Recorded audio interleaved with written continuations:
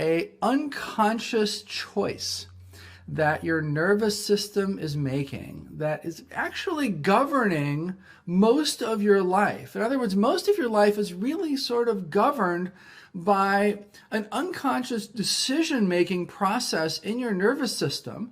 And then we want to talk a little bit about how you can get control of that and some advancements that have been made this year in relation to that. As you might imagine, there may be nothing else that's as important as that for you to do.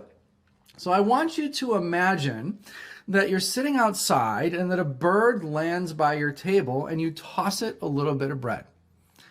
What happens? Does the bird peck at the food and then just sort of lay back and roll its eyes back in its head and just savor that food and just, oh, this crumb is so good? It doesn't do that, right? What does it do? It pecks at the food, and then it immediately starts looking around to make sure that it's safe, right? To make sure that nothing's going to kill it. And it's maybe protecting the food too, right? Which is also part of its survival. And then what does it do? Once it realizes it's safe and it's sort of chewed the bite, right? It pecks again. And then it starts looking around again to make sure that it's safe. Interestingly, even birds that have lived their entire lives in cages exhibit this behavior. I was telling this one time to one of my friends, and he had a bird that had been safe its entire life. It's in a cage, protected by a family. It's brought food. Like, this bird has wanted for nothing. There are no security issues. There are no safety issues in this bird's life.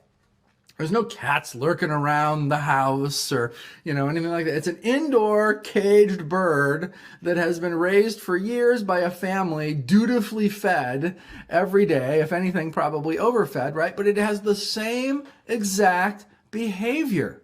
Why is that? It's because it's just part of the nervous system wiring, the survival instincts that all animals have. What is it that humans do not like to think of themselves as? That's right, an animal, right? We don't like to think that we're the same, that we have the same fundamental wiring as these other animals do, but in fact we do. And so what happens is we've got this very old primitive part of our nervous system. It's as low down in the nervous system as it gets. It's as foundational as it gets, right? And it is governing our lives all the time, largely out of sight. There's a ton of things that we do every day that we don't realize is influenced by this. Well, let's talk a little bit more about it, because it doesn't necessarily make sense for it to be affecting us like every other animal. We're not every other animal anymore. We're living in fundamentally safe environments, right? And so we shouldn't necessarily have this unconscious choice being made the way it's been made for probably hundreds of thousands of years in our species, and going back even, in derivatives of our species and everything else, right? So let me ask you something. Do you have a goal? Just any goal, right? Do you have a goal? Have you ever thought about why you have goals? I mean, why do you have goals? Seriously, ask yourself right now, just, briefly, but why do you have goals? I can tell you why you have goals. It's because it feels like something isn't quite right, right? That's what a goal is. A goal is like, okay, well, I'm here, but I need to be there. Well, what is the underlying thing that's producing that? It's a sense that everything is not okay right now. It's the same sense that the bird has. Everything is not okay right now. It's driven by this underlying unconscious survival mechanism. All right, so let's talk a little bit more about this. Where does this come from? Where does this evolve? How do we get that to be goals in humans when in a bird it's just a bird looking around for what might be about to kill it? Well, the answer to that begins right around age 2.5 to 3.5 in humans, when a certain type of memory comes online in our brain. And that memory basically is Episodic memory, meaning life history memory. It's literally when our life history starts to accumulate. And when that life history starts to accumulate, a new type of problem solving emerges along with it. Now, this problem solving is based on our ability to now reflect, right? Because now we've got a history. We can be like, okay, well, the last time I saw that red top spinning in my crib, this happened. Okay, is that safe? Is that not safe, right? And so we start to build up this whole catalog of stuff. Well, let me ask you something. What is happening to you at age 3? Like, what kind of problems are you trying to solve at age 3? Are you trying to solve problems around your relationships and your marriage and your children? No. Are you trying to solve career problems? No, right? You've got basic survival issues going on at age 3, right? You're basically trying to just sort of survive moment to moment. You don't even kind of have full control of your body, and your brain is still a long way away from ending its development, which, by the way, happens at 25. And so you've got a lot ahead of you, right? But you're basically just dealing with survival from external threats. And so when this wiring comes online, the wiring is oriented to the outside, right? It's looking for external threats. And so this piece of you that comes online, which is a problem-solving piece, is like, okay, exterior problem, exterior solution. Exterior problem, exterior solution. Okay, I need some food, gonna cry, gonna see if I can get one of my parents to bring me some food, right? Or I've got a wet diaper, gonna cry, or gonna cry in a slightly different way, try to see if I can communicate, hey, maybe I don't want to be in this soggy diaper, or whatever, right? So, but it's all out there. The problems are all out there, and you're solving them with solutions from out there. You're not changing your own diaper. You're not feeding yourself, growing your own food, making your own food, or anything like that, right? As we grow and mature, this same process remains with us, and it just cements itself deeper over time. Now think about it. Today, we live at the top of the food chain. Like, humans are literally at the top of the food chain. Are you worried that like some wild animal, while you're watching this video, is going to come in and rip your arm off? Right? No. We live very safe, modern lives. Our food supplies are very safe. Our physical environments, generally speaking, are very safe. And so, nonetheless, we have had this old core survival piece that's constantly making us look around for threats, that when our psychology came online at age 3, looked just like the bird, looked outside for threats, got those threats satiated by outside solutions. All of that process is still happening. And only now, as we age, as we grow up, it continues to tie itself to things in our environment, even when those things make no sense whatsoever. So here are a few examples. Your spouse comes home and says, I'm leaving you, and I'm taking all of the money, and I'm taking the kids. It feels like they've just taken out a gun and shot you. It feels like a mortal attack. It feels like a tiger is ripping your arm off, right? But is that really the case? No. There's tons of other people out there that you can pair up with, right? Some of them may have more money than you're giving to your spouse. And so there's a lot of things like this. Or your boss says you're fired. And you're never going to work again. I'm going to make sure you never work again in this industry. So what? There's a ton of other jobs out there. There's lots of different careers you could train for. People today are said to often have 3 to 5 careers over their lifetime. So it's like we're used to losing one. Doesn't even matter, right? But in that moment, it feels like a tiger is like ripping your arm off, or your boss is taking a gun and just shooting you, right? It feels like it's this mortal threat to your survival, right? So why is that? It's because of this unconscious process, that it's got you in its grip.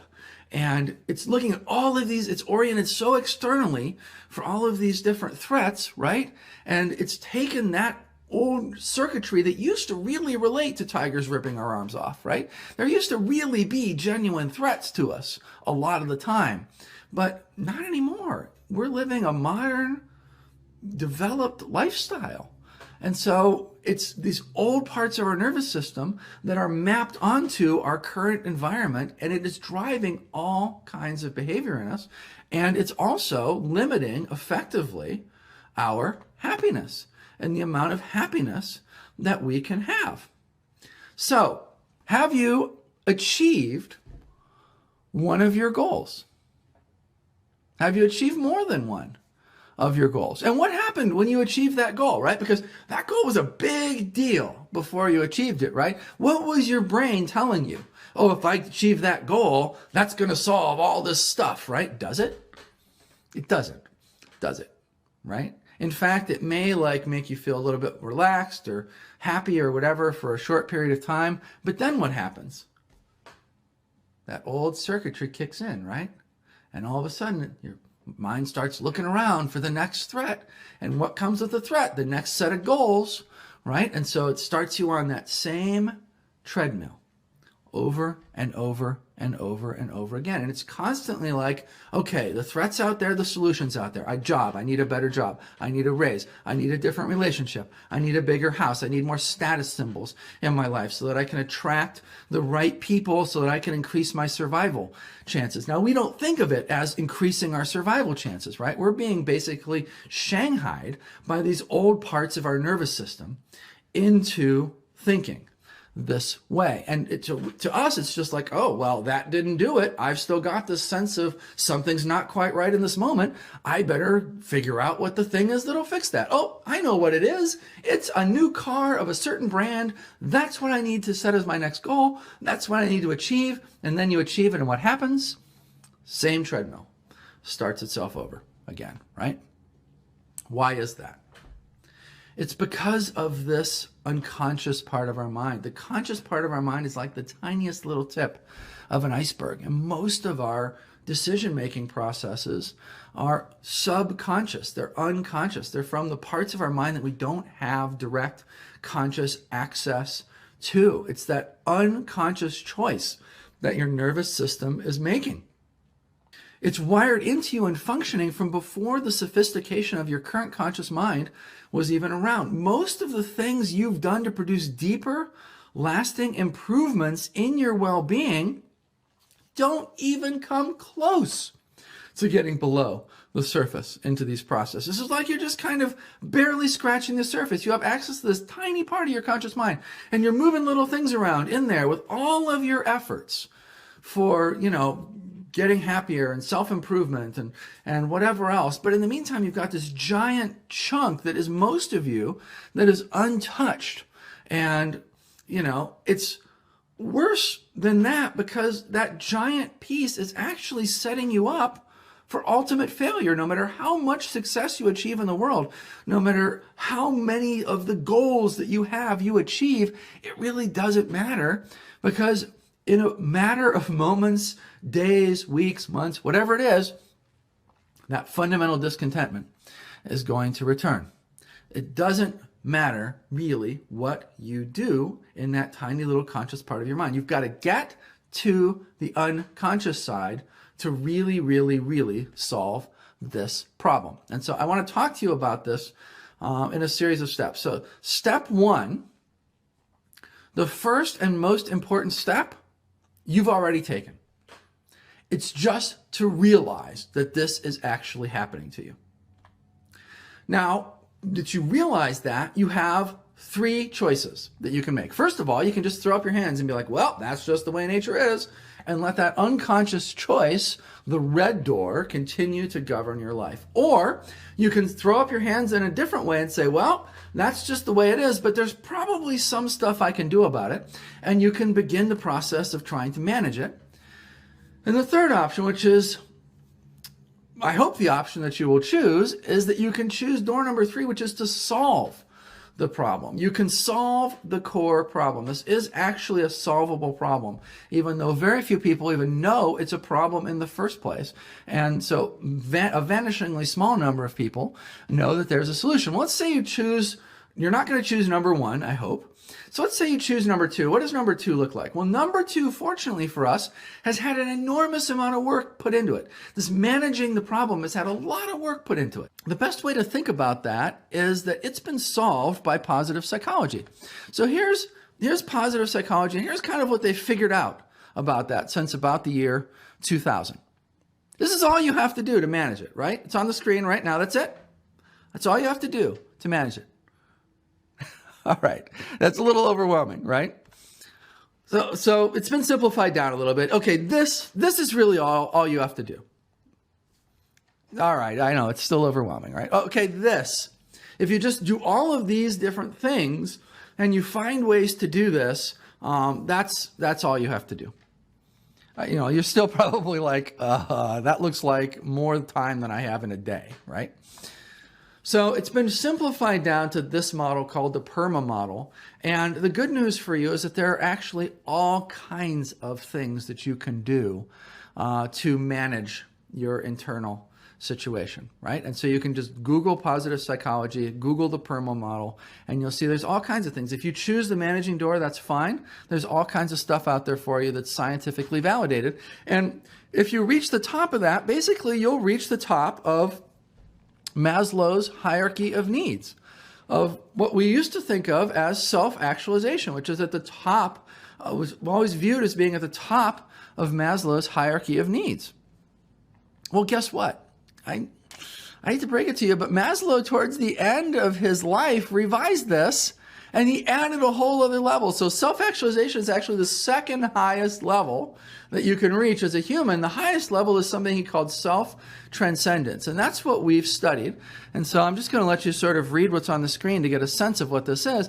But what it really does is it solves that core piece in the nervous system. It takes away that fundamental discontentment, and it replaces it with a sense that everything is okay, that you're whole, that you don't need to add anything to yourself. Problems like meaning and all of that, they just basically vanish.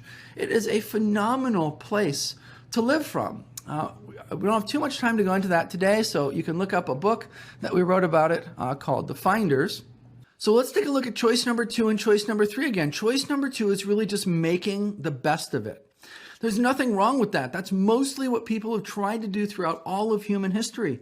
Until very, very recently, that was more or less your only choice. And so decades of research have gone into this in psychology for how to do this better. There's all kinds of methods, a lot of proven stuff out there, right? It's just accepting this is what I've inherited as my nervous system from, millions and millions of years of development of nervous systems, right? And so I'm just going to try to make the best of it. Choice number three, though, is solving it. It is actually possible to solve it. Not a lot of people know that at this point. We're well known as the research group that has basically figured this out.